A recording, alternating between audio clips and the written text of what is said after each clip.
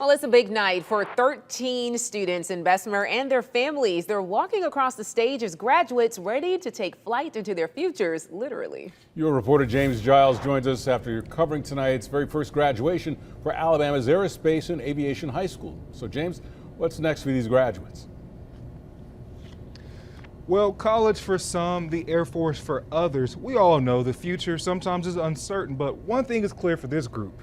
The sky is no longer the limit.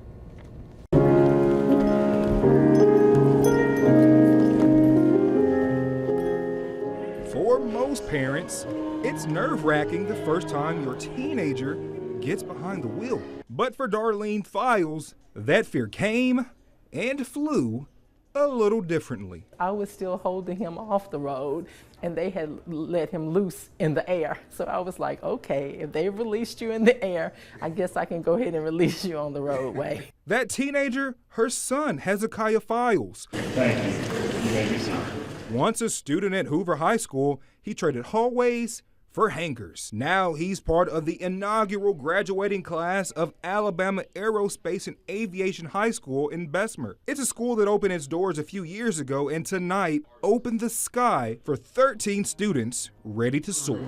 And we can't wait to see what you will do. For Hezekiah, flight wasn't just a fascination, it was a revelation. One solo flight and everything changed. The freedom I felt in the air, just the movement of the plane, all of the mechanics, the kindness of the pilot, it was inspiring to me. He once dreamed of becoming a neurosurgeon. Now he's locked in on the skies. And of course, even pilots face turbulence. And for Hezekiah, that came in the form of paperwork. One thing I can say was my biggest challenge is definitely reading over the rules and regulations sent by the FAA. Think of it as like the Bible. It's like the government Bible. But he's studied, trained, and soared. And now he's cleared for takeoff in more ways than one.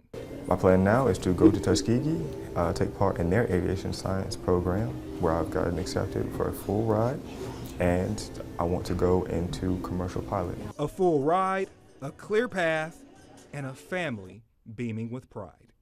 First of all, to have him as an African-American young man to fly a plane at 17 years old, it's a great achievement because we don't see many of us having this opportunity as blacks being able to do this.